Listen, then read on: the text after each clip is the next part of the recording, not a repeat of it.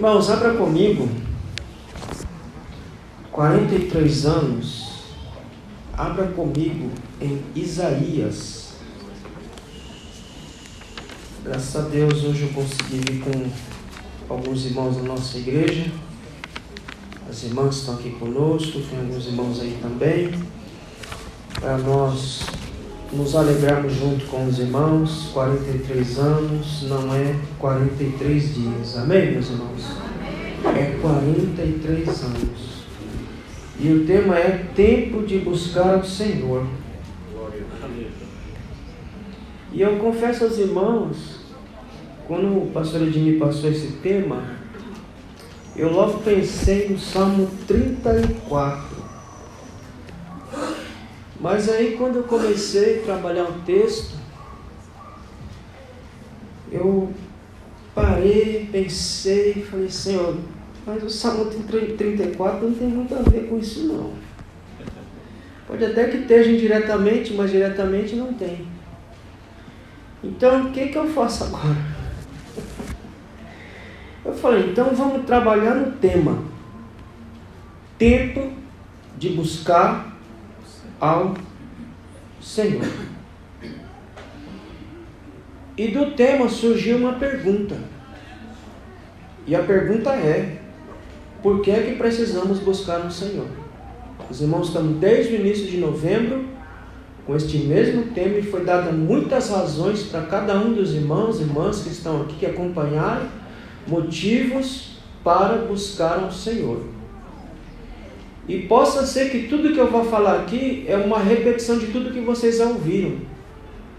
E a repetição, ela é boa porque ela confirma tudo aquilo que já ouvimos e nos ajuda a afirmar e confirmar tudo que nós já ouvimos. Amém, meus irmãos? Amém. Possa ser que você estranhe que nós vamos ler e dizer, mas o que é que tem a ver Isaías 66 com a pergunta do tema? No final você vai entender. Isaías 66, versículo 8. Se tiver algum irmão aí disposto para fazer a leitura, por favor. Ou irmã também, tanto faz. Pode ficar sentado, viu, meus irmãos? De costume, como eu costumo fazer, nós não vamos trabalhar um texto só, nós vamos falar de vários aqui. Mas se tiver algum corajoso aí, ou alguma corajosa para ler, pode ler. Eu vou economizar minha voz, que eu quero chegar com 80 anos com a voz de trovão. Amém. Se eu chegar, né, irmão? Quem vai ser o voluntário aí? 66, verso 8. Quem jamais ouviu tal coisa? Quem viu coisa semelhante? Poder-se-ia fazer nascer uma terra num só dia? Nasceria uma nação de uma só vez? Mas Sião esteve de parto e já deu à luz a seus filhos. Duas perguntas ele faz. Nasceria uma nação de uma só vez? Poderia nascer uma nação em um só dia? É essa a pergunta que o profeta ele faz, é essa pergunta que Deus faz. Quem é que pode fazer uma nação surgir em um só dia? Quem é que pode fazer uma nação de uma só vez? Ou num português mais claro, quem é que tem poder para fazer surgir uma nação em uma lapada só? Nem ONU, nem União Europeia, nem os homens mais poderosos do mundo pode fazer surgir uma nação. Mas o homem tem eu não sei nem como é que eu digo, a capacidade, a ruindade de fazer uma nação sumir. Não em um só dia, em anos. Mas existe só um que pode fazer uma nação surgir em um só dia. Amém, meus irmãos? Amém. E é esse mesmo que fez uma nação surgir em um dia só, é esse mesmo que veio sobre essa irmã e deu a ela um rim novo. a qual você está aqui hoje glorificando a Ele por essa graça.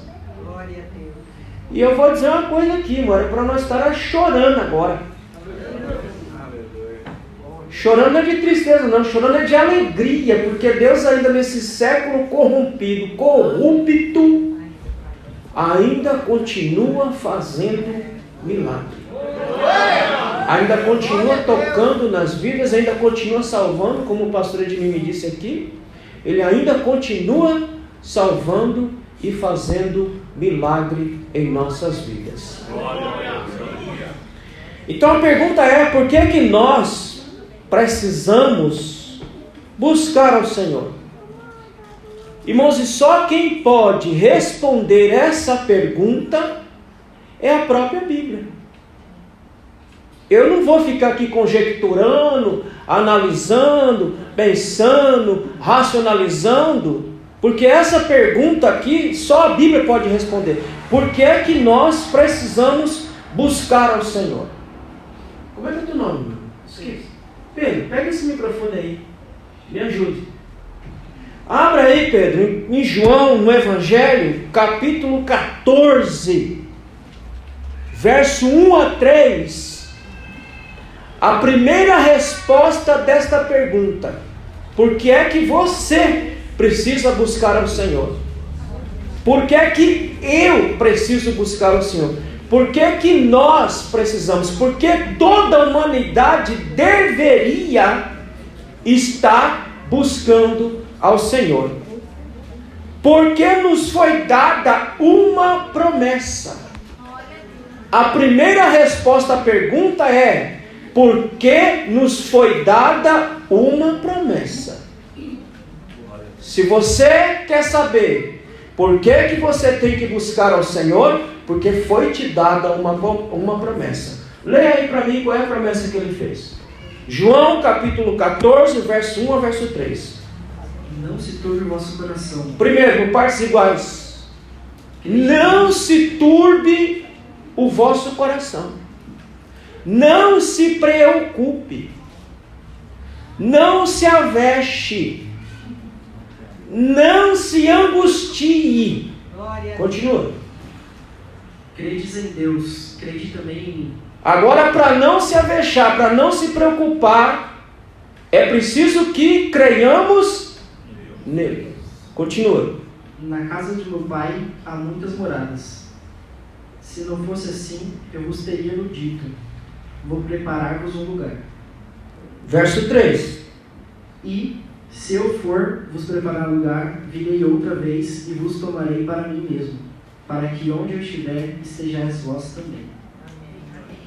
É a primeira resposta que nós temos para buscar ao Senhor, porque Ele nos fez uma promessa. E a promessa é que um dia Ele viria buscar a sua igreja. Para que onde Ele estiver, ou aonde Ele está, nós também estejamos com Ele. Amém, meus irmãos? Amém. Então, por que você tem que buscar o Senhor? Porque foi feita uma promessa para você. A promessa não foi largar você aqui. A promessa não foi deixar você aqui. A promessa não é só para você ser crente aqui, glorificar o Senhor aqui na terra. Não, a promessa é que Ele vem nos buscar para levar para junto dEle e junto do Pai, e lá passarmos a eternidade. Amém, meus irmãos? Aleluia. Então essa é a primeira resposta que a Bíblia me dá. Por que que eu preciso? Por que que a igreja precisa? Por que que o povo precisa buscar ao Senhor? Porque nos foi dada uma promessa. A segunda resposta a essa pergunta está lá em Mateus capítulo 24 e versículo 36. Vai lá. Mateus capítulo 24 e versículo 36. E preste atenção que uma resposta está ligada à outra. Amém, meus irmãos? Amém. A segunda resposta, por que eu tenho que buscar o Senhor? Leia. Mateus capítulo 24, versículo 36. Pode ler. Deixa aberto aqui para ele me ajudar aqui, meus irmãos. Enquanto ele vai lendo, eu vou aqui descansando. Amém. Daquele dia e hora, porém, ninguém sabe, nem os anjos do céu, nem o Filho, senão só o Pai. Segunda resposta. Uma promessa foi dada. Ele vem. A segunda resposta, por que você tem que buscar o Senhor? Porque não sabemos quando a promessa será cumprida. Nós só sabemos que ela vai ser cumprida, porque se nós soubéssemos o dia, a data, a hora, o mês, o ano, eu queria saber quem é que estava aqui hoje. Não, ele vai vir ali 2030. Não, tem o quê? Festa, culto de quê? Culto de 43 anos? Isso é pra lá, rapaz. Ele vem em 2030. Pra que eu vou ficar lá cultuando, falando? Deixa para quando ele estiver perto. Nós temos que buscar ao Senhor porque nós não sabemos quando essa promessa vai ser cumprida. Mas nós acabamos de ler um texto lá de Isaías que mostra que a promessa está mais perto de nós hoje do que esteve ontem. Amém, meus irmãos? Amém. É por isso que você busca o Senhor. É por isso que você nega a si mesmo. É por isso que você serve ao Senhor, porque você tem uma promessa que foi dada, mas você não sabe nem o dia, nem a hora, nem o ano, quando essa promessa vai ser cumprida. Você não sabe quando vai se dar o toque da última trombeta. Você só sabe que ela vai tocar. E quando ela tocar, diz a Bíblia, que aqueles que estiverem mortos em Cristo ressurgirão primeiro, e nós que estamos vivos seremos os nossos corpos transformados e juntos subiremos ao Pai. Amém, meus irmãos? Essa é a minha esperança. Essa é a sua esperança. Ele deu uma promessa, mas eu não sei nem o dia, nem a hora que essa promessa vai se cumprir. O que eu sei é que eu tenho que estar buscando o Senhor cotidianamente, porque Ele pode vir para mim e para você a qualquer momento. O que é a vida, irmão? O que é a vida? Tiago diz que é uma neblina, que hora você vê, hora você não vê. Vou contar um relato aqui que aconteceu comigo mês passado. Estava dando um discipulado para uns jovens na Igreja Brasil para Cristo de Ferraz, e uma jovem que estava retornando para o Senhor estava lá no discipulado, participou, gostou, ficou ansiosa pela próxima semana para a gente ser discipulado de novo. Irmão, isso aconteceu na sexta-feira, eu dei o discipulado, no domingo essa menina foi-se embora. Os irmãos entenderam, morreu. Jesus chamou, não deu mais tempo para ela, não teve mais hora para ela. Jesus chamou ela com 2 dias que ela recebeu o discipulado, Ele chamou para junto de si. Então para ela o Cristo já veio, e ela não sabia nem o dia e nem a hora que Ele viria. Ela só tinha uma certeza, Ele veio, e veio para ela. Como pode vir para mim e para você agora, como pode vir para a igreja de Cristo agora, enquanto eu estou pregando, enquanto você está ouvindo, Ele toca, nós ouvimos e ó, subimos para a glória de Deus. No capítulo 24 ainda, de Mateus, leia o versículo 37 ao 39. Terceira resposta. Por que nós temos que buscar ao Senhor? Porque não há sinal da vinda. Não adianta você olhar para Mateus capítulo 24, porque Mateus capítulo 24 não guarda relação com a igreja. Mateus capítulo 24 guarda relação com Israel e as nações. Se nós abrimos lá em Romanos capítulo 5, versículo 9, 1 Tessalonicenses capítulo 5, versículo 9, lá está dito que Deus nos livrará, ou Cristo nos livrará da ira vindoura. A grande tribulação é a ira de Deus sobre os homens.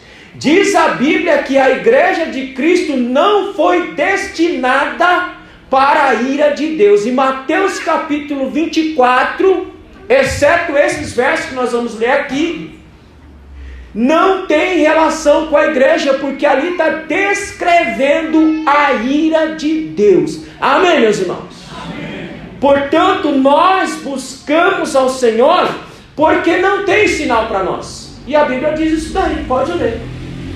Capítulo 24, versículo 37. Esse texto aqui especificamente diz que não há sinal. Não adianta você ficar olhando para Apocalipse e fazendo conta. Ah, mas o Apocalipse não aconteceu ainda.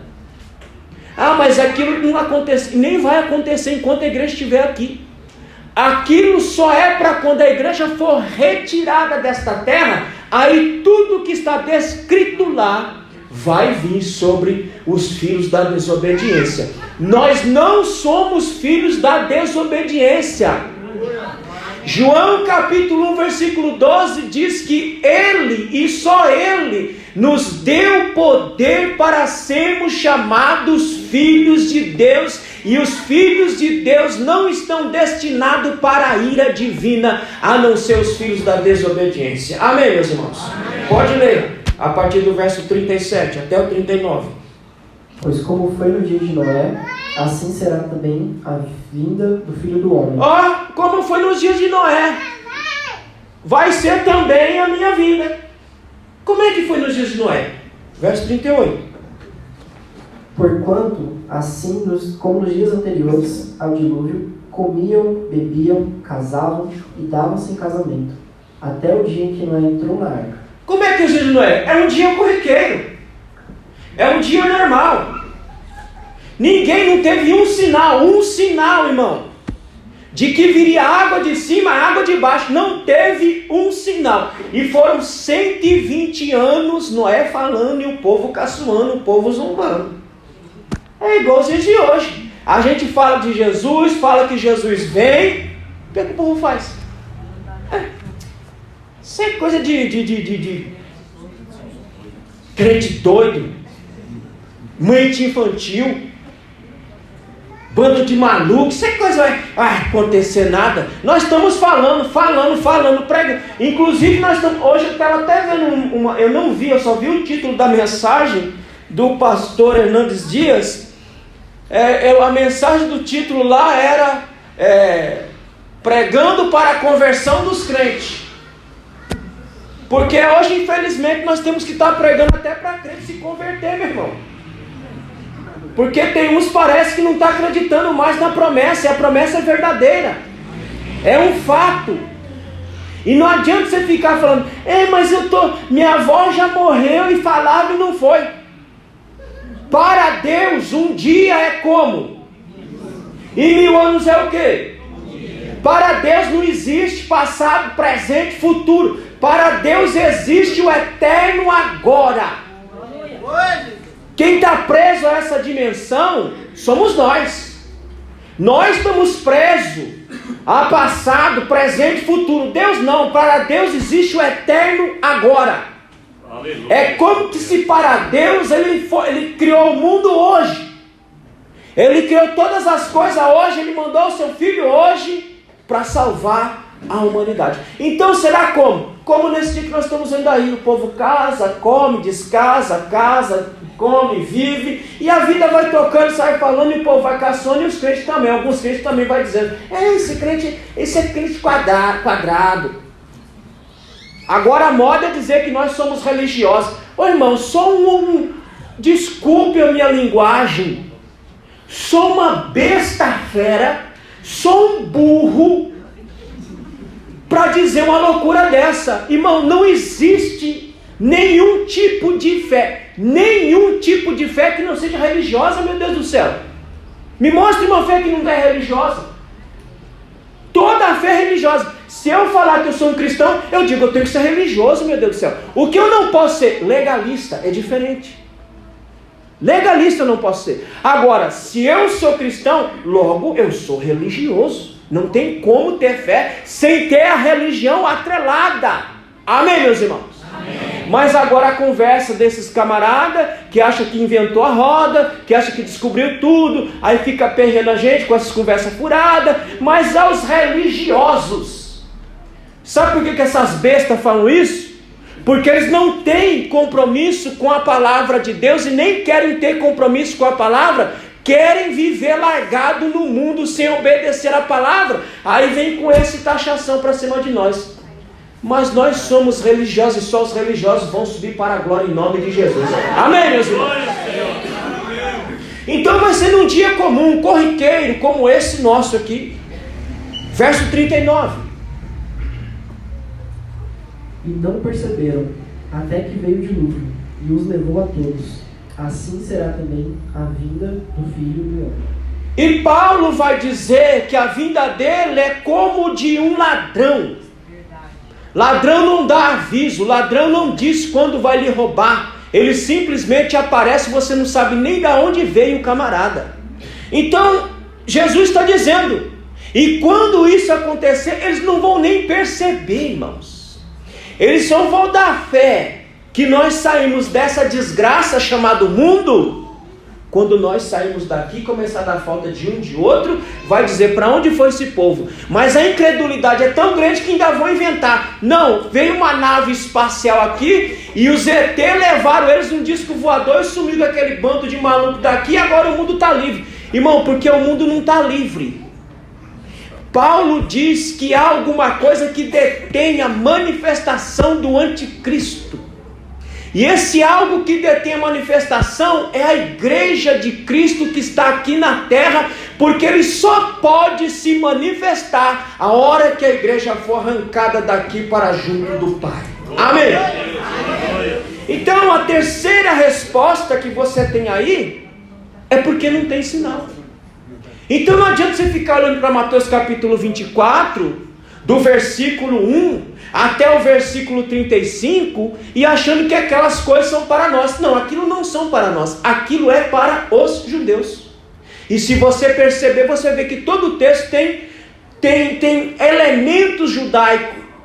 O templo, o sábado, a abominação da desolação, isso tem a ver com eles.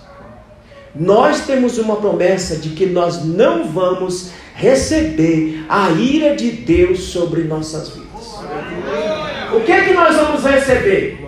O que é que nós deveríamos receber? Como é que é o nome dessa menina aqui? Natália. O pastor me falou para mim aqui. Era isso que nós deveríamos estar recebendo aqui. Feito uma criança. Cheio da graça, cheio do poder e da misericórdia de Deus sobre nossa vida. Amém, meus irmãos? Amém. É isso que a igreja recebe, a graça e o poder de Deus. Ir é para os desobedientes, nós não somos isso para a glória de Deus. Amém? Amém. Quarta resposta, porque você tem que buscar ao Senhor em todo o tempo. Romanos 5:9, que eu até citei aqui já.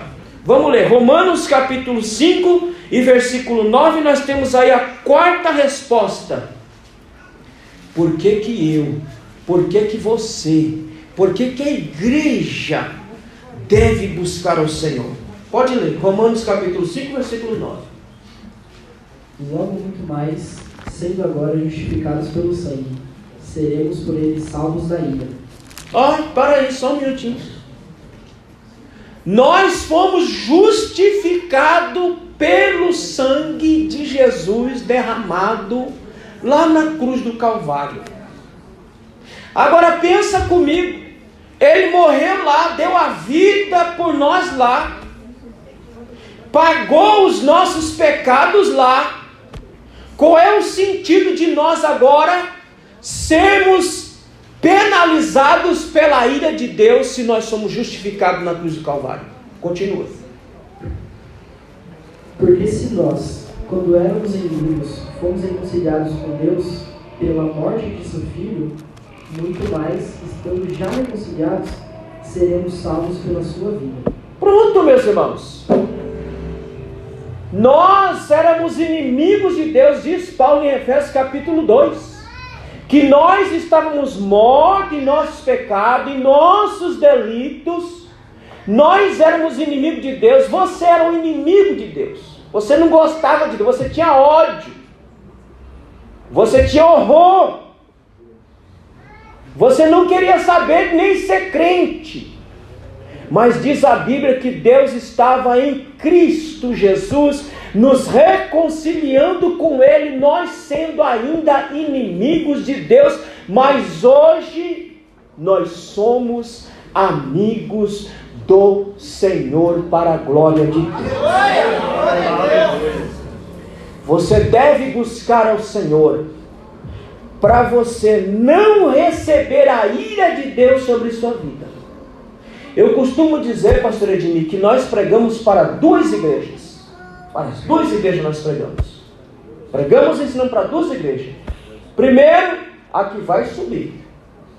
Segundo, a que vai ficar. Porque a que ficar vai lembrar de cada palavra, de cada hino, de cada culto, de cada puxão de orelha que o pastor deu para o bem de sua própria vida, e ele deu com os ombros. Mas nós que queremos e amamos a vinda do Cristo, buscamos Ele em todo tempo para a glória de Deus. Amém, meus irmãos? Amém. Porque nós não fomos destinados para a ira. E se você não quer receber a ira de Deus sobre a sua vida, busque o Senhor. E eu sei que os irmãos já sabem o caminho para buscar o Senhor, porque foram lidos vários textos aqui essa noite. E durante todo esse mês de novembro aqui, muitos irmãos que vieram aqui deram o caminho das pedras. Então, busque ao Senhor. Amém. Mateus capítulo 24, versículo 42. Vamos ler de novo. Mateus capítulo 24, versículo 42. Que mais? Por que nós temos que buscar ao Senhor? Leia. Vigiai, pois porque não sabeis o dia em que vem o nosso Senhor. Olha, irmão, isso aqui não é opção não, viu? Tem professor de português aqui? Eu vou falar, ela vai confirmar. Se eu estiver mentindo, ela vai dizer, está mentindo, pastor. Isso aqui é uma ordem, é um imperativo. Vigiai. Não é isso, irmão? É ordem. Você não tem opção. É que nessa conversinha, irmão. Mas o evangelho é amor. É amor, você tem que fazer as coisas. Amor, irmãos, é amor, realmente é amor. Mas é um amor que você se obrigou a obedecer. Ou não é isso que diz Mateus capítulo 16, a partir do verso 24? Ele faz um convite. Se alguém... É convite, irmão. E você vem se você quiser. Se você não quiser, se quiser para o inferno, não vá. Tudo certo. O jogo segue. Se alguém... Ele está fazendo um convite. Quiser vir, pronto, é convite. E depois do convite? Não tem mais convite, tem ordem. Renuncie. Tome e siga-me. Então no Evangelho não tem essa historinha de opção, eu faço se eu quiser. Não, você tem que fazer porque tu é servo. Amém, irmão? Você não é dono de si mesmo. Você não é mantenedor de sua própria vida. Você depende de alguém para fazer a manutenção de sua existência. Para você existir, continuar existindo, tem alguém que faz a manutenção da sua existência, e esse alguém é Deus. Portanto, você está na obrigação de fazer tudo aquilo que Ele manda. Deus não pede, Ele manda. Amém, meus irmãos? Amém. Sai fora desse evangelho frouxo que estão pregando aí. Ai, Deus está fazendo... Até esses pastores, irmão, as pregações chatas, irmão. Tem uns pregadores, irmão, com até a vozinha. Olha, irmão, não convence nem meu cachorro que é louco. Se eu pôr o meu cachorro que é louco, os irmãos aqui conhecem. Ele é louco, irmão. Ele morde a mão que alimenta ele, aquele miserável. Se eu pôr ele para ouvir esses pregadores, irmão, é capaz dele avançar de raiva. Porque é uma pregação xoxa, a pregação fraca, uma pregação que não chama a crente para responsabilidade. Irmão, nós fomos chamados para uma responsabilidade, e a responsabilidade é servir e buscar a Ele em todo o tempo. E nós lemos aqui essa noite aqui, irmão, sobre a oferta. E na oferta alçada não é qualquer coisa não. Ô Moisés, manda lá. Sim, Senhor, mas é para trazer? Mas sim, eu quero a oferta. Sim, mas eu quero o que? Não, eu quero só as moedinhas de R$1. As de R$1 eu quero todas elas de R$1. Que mais você quer? Não, eu quero aí. Não, só manda de R$1. Foi isso que ele falou? Olha, irmão, vamos ver lá. Foi Levítico 25, né, pastor? Êxodo. Pronto, Êxodo 25. Vamos ver, ele estabeleceu, irmão. Ele não pediu, ele falou: Moisés, eu quero isso. E quem aparecer aqui sem isso aqui, manda se converter, porque eu quero exatamente isso. O que ele queria como oferta? Eu quero ouro, eu quero prata, eu quero cobre, eu quero azul, eu quero púrpura, carmesim, linho fino, pelos de cabra, pelos de carneiro, tintas de vermelho, pele de texugo e madeira de acácia, azeite para a luz, especiarias para o óleo da unção, especiarias para o incenso, pedra de ônix, pedra de engaste, para o efode e para o peitoral. E me farão um santuário e habitarei no meio deles. Isso aqui é uma opção? Ele está pedindo para você? Ele está dizendo o que ele quer.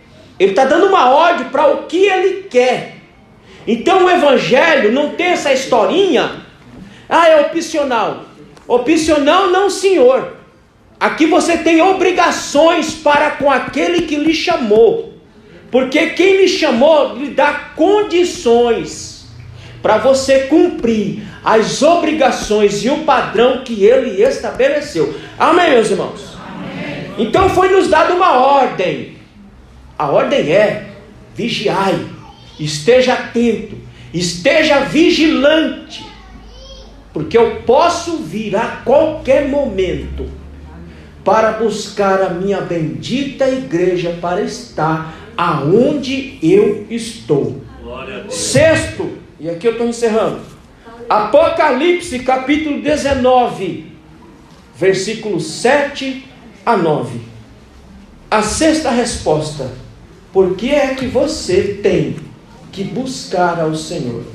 Apocalipse capítulo 19, versículos 7 e 9. Pode ler. Regozijemos e exultemos. Regozijemos e exultemos. Deixa eu explicar a palavra regozijo. Irmão, alegria, até o mar do meu cachorro sente. Alegria qualquer ser humano sente, até os animais. E regozijo. Ô irmão, você quer saber o que é regozijo? Como é que é o nome daquela irmã que testemunha aqui agora? Aí, vai lá, pergunta para ela o que é regozijo. Senta com a mãe Iracema, diz aí para mim, irmão, o que é regozijo. Porque um crente só pode regozijar com alguma coisa se Deus fizer alguma coisa por essa vida. Ele tem regozijo. Aleluia! Você estava caminhando para o inferno, mas Ele, em sua bendita misericórdia, nos tirou do caminho para o inferno e nos colocou no caminho para a salvação. Só eu sinto regozijo, só você sente regozijo. O homem sem Deus não sabe o que é regozijo, ele só sabe o que é alegria. Agora, regozijar, irmão, só quem Deus fez uma obra poderosa em sua vida. E mais do que Ele fez pela irmã, Ele fez por mim e por você. Morreu na cruz do Calvário para você ser chamado filho de Deus e ir para junto dele daqui a pouquinho, em nome de Jesus. Continua. Regozijemos e vamos, verso 7. E exultemos e demos-lhes a glória, Demos-lhes glória. Irmão, o que nós podemos dar para Deus? O que eu tenho para oferecer a Deus? O que você tem para oferecer a Deus? Aleluia. Ah, dá glória, irmão. A psicologia de Deus, irmãos.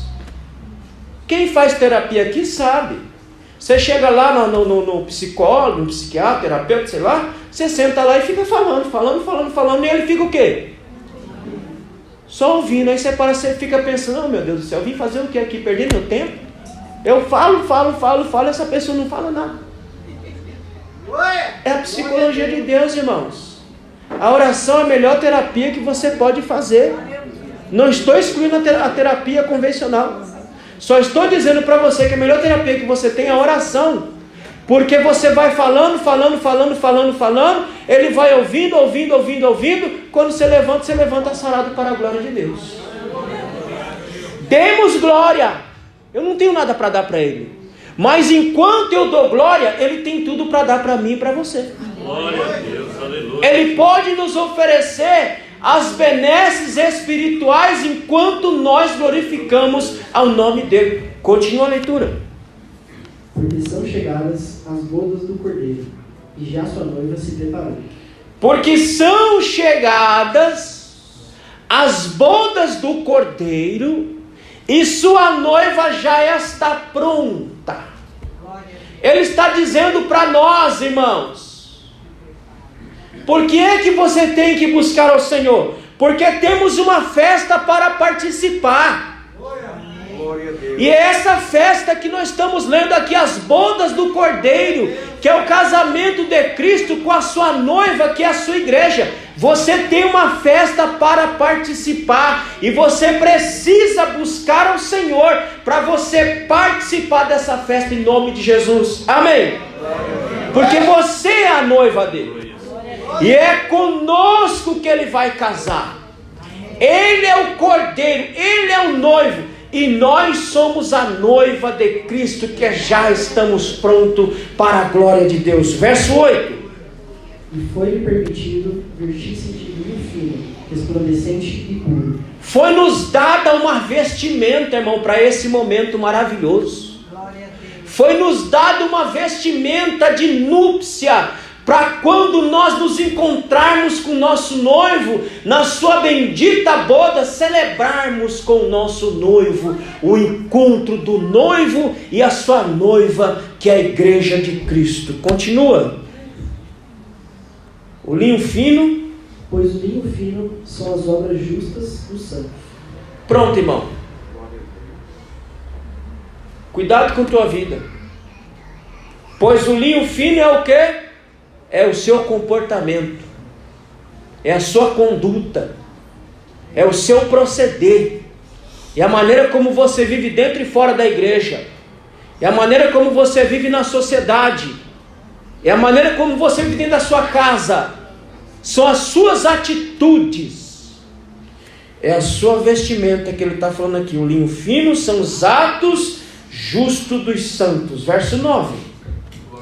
E disse-lhe: escreve: bem-aventurados aqueles que são chamados à ceia das bodas do Cordeiro. Sim, tem mais. Disse-lhe ainda: essas são as verdadeiras palavras de Deus. Essas são as verdadeiras palavras de Deus. Felizes somos nós, porque nós não somos só convidados, nós somos a própria festa junto com Cristo para a glória de Deus. Amém, meus irmãos? Amém. Então, eis aí 6 razões para que você possa continuar buscando ao Senhor. Agora, se você não quiser, irmão, tudo bem. Dá uma lidinha aí no versículo 17 e 18. Quem não participar deste banquete, tem um banquetinho aí também esperando. Ninguém vai ficar sem festa não, irmão. Tem festa para todo mundo. Lê aí a segunda festa que tem aí. Eu vi um anjo em pé no sol, e clamou com grande voz, dizendo a todas as aves que voavam pelo meio do céu: vinde, ajuntai-vos para a grande ceia de Deus. Continua. Para comer carnes de reis, carnes de comandantes, carnes de poderosos, carnes de cavalos e do que neles montavam, sim, carne de todos os homens, livres, escravos, pequenos e grandes. Pronto. Você faz uma opção. De qual bodas você quer participar? Das bodas de Cristo, que Cristo vai casar com a sua igreja? Ou desse banquete que Deus vai oferecer para as aves quando esbagaçar com os rebeldes impenitentes? Porque Deus vai dar um banquete para as aves dos céus. Aí você pode ler Ezequiel capítulo 39 na sua casa, você vai entender o contexto que eu estou falando aqui.